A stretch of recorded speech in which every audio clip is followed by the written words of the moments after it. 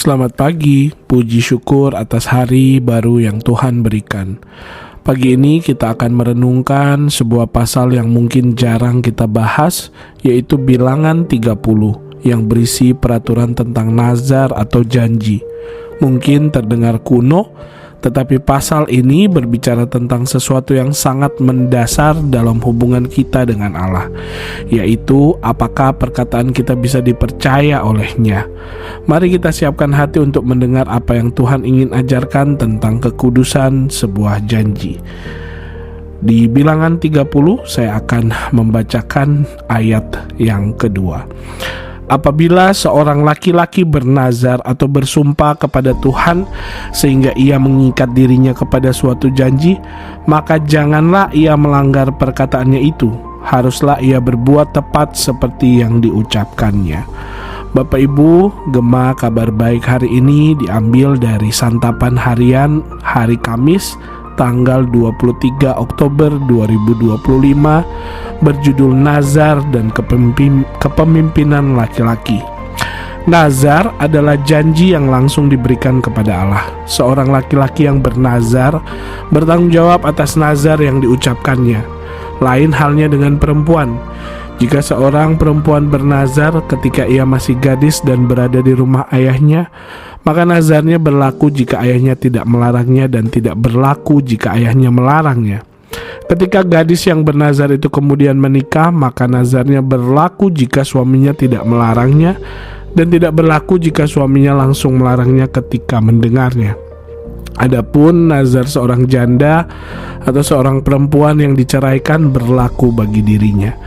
Jika seorang istri bernazar, maka nazarnya berlaku jika suaminya tidak melarangnya dan tidak berlaku jika suaminya langsung melarangnya ketika mendengarnya. Nazar merupakan niat yang serius. Pengkhotbah berkata, "Tepatilah nazarmu. Lebih baik engkau tidak bernazar daripada bernazar tetapi tidak menepatinya." Kita juga tidak bisa asal berkata kita khilaf dan melanggar nazar kita. Karena itu kita perlu memikirkan dengan matang sebelum bernazar. Jangan membuat nazar yang kemudian kita sesali karena ternyata nazar yang harus dibayar terlalu mahal seperti yang dialami Yefta. Nazar sangatlah serius karena kita langsung berjanji kepada Allah. Nazar tidak dapat diubah, terutama jika Allah telah memberikan apa yang kita minta. Untuk itu Alkitab memerintahkan perempuan yang secara umum berada di bawah kepemimpinan laki-laki, kecuali jika ia adalah janda atau sudah bercerai, perlu mendapatkan persetujuan ayah atau suaminya untuk nazarnya. Hukum tentang nazar perempuan ini hukum yang selaras dengan kepemimpinan laki-laki dalam keluarga. Hal ini berarti bahwa kepemimpinan laki-laki dalam keluarga seharusnya dipraktikkan dalam kehidupan sehari-hari dan perlu serius dijalankan, terutama dalam mengambil keputusan yang besar dan penting. Mari Bapak Ibu Saudara-saudari kita taati hukum Allah berkaitan dengan kepemimpinan laki-laki dalam kehidupan kita. Mari kita satukan hati dan datang kepada Tuhan di dalam doa. Bapa kami yang di surga, Allah yang setia dan yang perkataannya adalah ya dan amin. Kami bersyukur untuk firman-Mu dari kitab Bilangan yang pagi ini telah mengingatkan kami, Engkau adalah Allah yang kudus, yang memandang serius setiap kata yang keluar dari mulut kami. Tuhan, biarkan kami selalu bisa menepati setiap janji. Biarlah kami juga bisa melalui Roh Kudus Bapa, kami memohon untuk meminta hati yang baru Tuhan, hati yang takut dan Engkau.